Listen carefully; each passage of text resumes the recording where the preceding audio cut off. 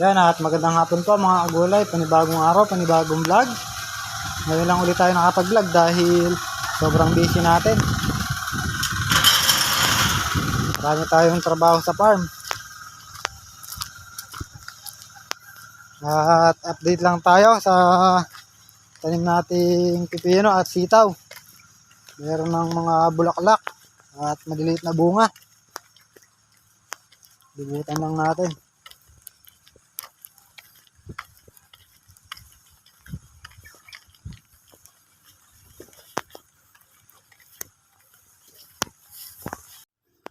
Yan, update lang tayo ngayon sa pipino. Tsaka sa sitaw. Mamaya lilibutan natin.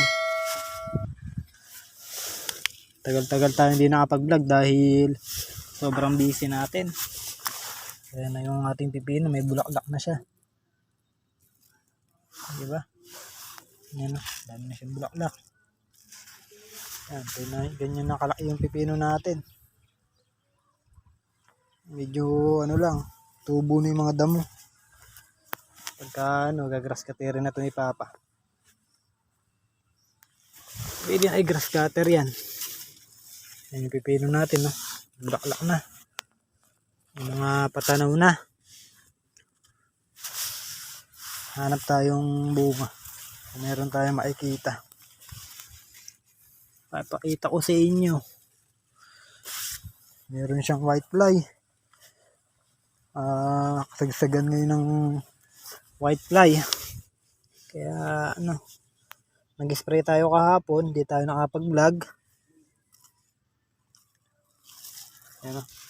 Pero nabawasan naman ni white fly, mga patay na yung puti-puti na yan. Yan. May mga bulaklak na yung pipino natin. Konting panahon na lang.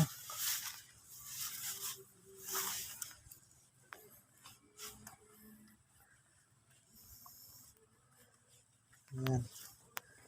Kapal na yung kanyang bulaklak. Ayan. Diba?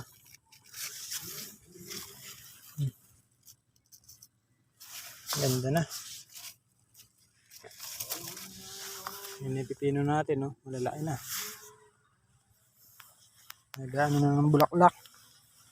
Maglalabas na. Ayan. Ganda. Ito. Nakita tayo. Ito yung magiging bunga niya. Ayan. Kita nyo yan. Yan na yung magiging bunga niya. Sasahid sa lupa yan. Yung bunga na yan.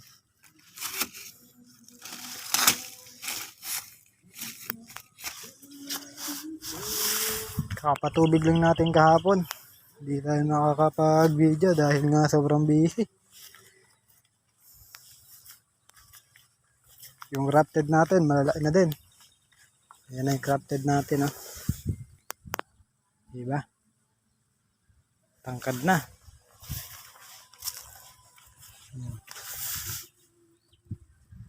Yung mga supang niya, lumabas na. Ayan, oh.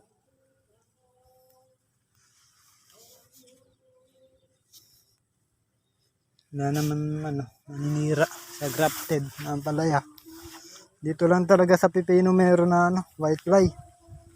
Dahil yung gusto ng white fly yung mabubulo. Tulad ng pipino, talong. Yan. Pero wala nang epekto yung white fly na yan. Huwag lang yung aphids.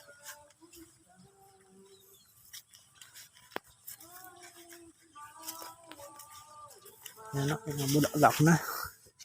Diba?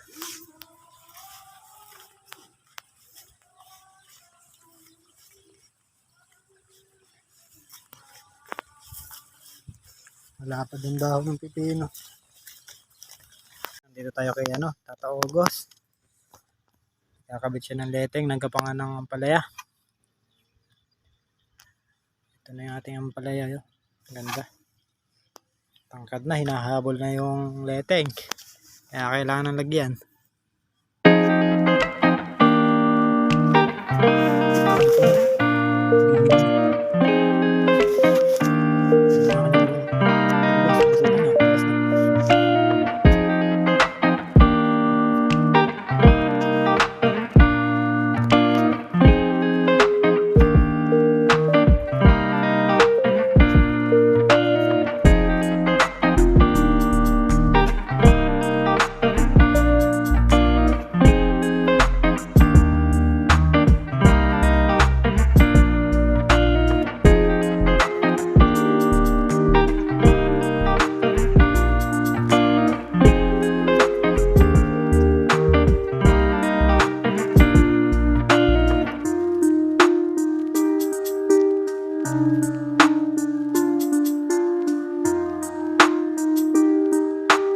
Mga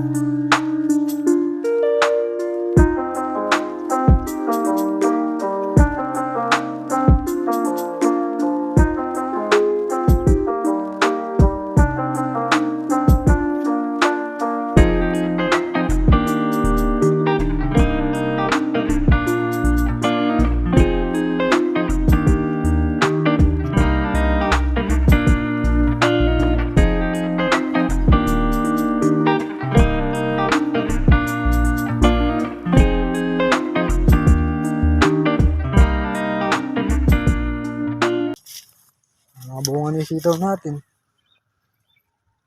Kapal na yung kanyang bulaklak. Ayan o.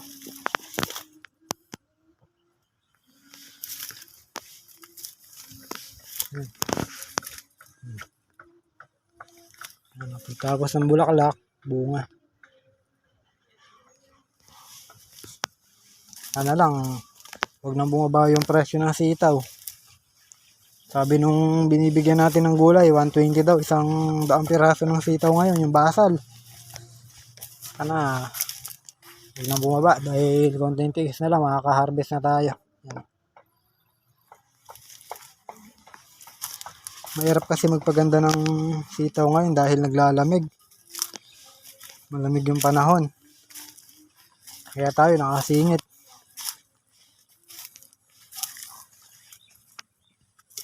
Yan. Ito yung magiging ano niya. Pamulaklakan na yun, may bunga na. Yan, yung diretso na yan. Yan, ito.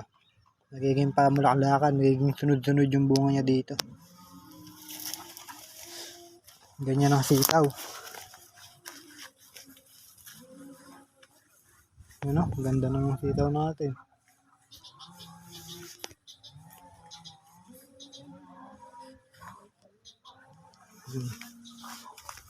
Kapal na ng bulaklak ng sitaw.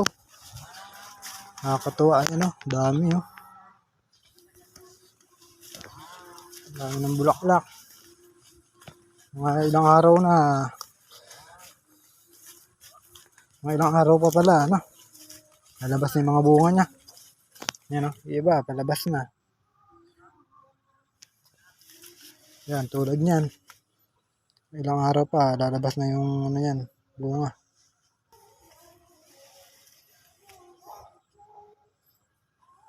Wala pa namang maninira.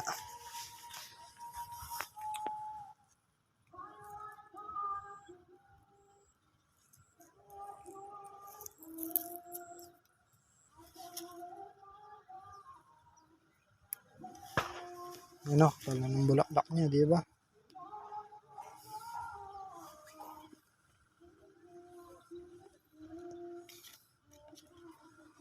Yun o, makita nyo, ganda ng bulaklak niya. Nakikita na natin yung pinaghihirapan natin.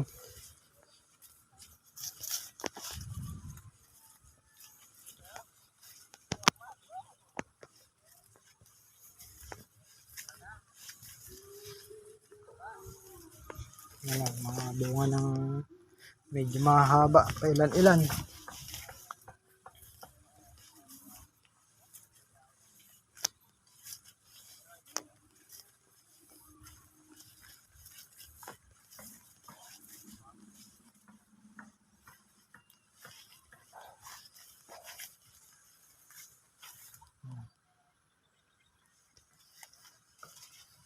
Yan, itong mga ano na yan, magiging ano yan, pamulaklakan. Yan. Magiging ano yan, pamulaklakan. Ibig sabihin ng pamulaklakan, yung ano. Yan, gaya ng sinabi ko. Diyan nagmumula yung bunga ng sitaw. Yan.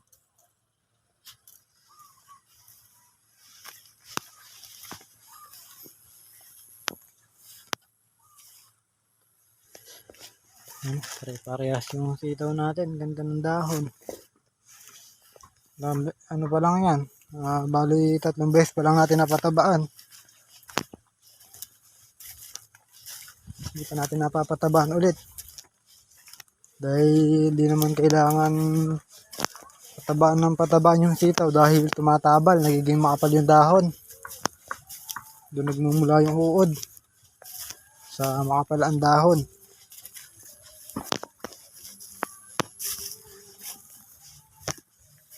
Ito na yan, tatlo, di ba? Paglabas ng dalawa na yan, di ba, kita nyo, tatlo. Paglabas ng dalawa na yan, bunga, di magiging tatlo na sila. Ano, kapag ang bulaklak. Nakakatuwa naman.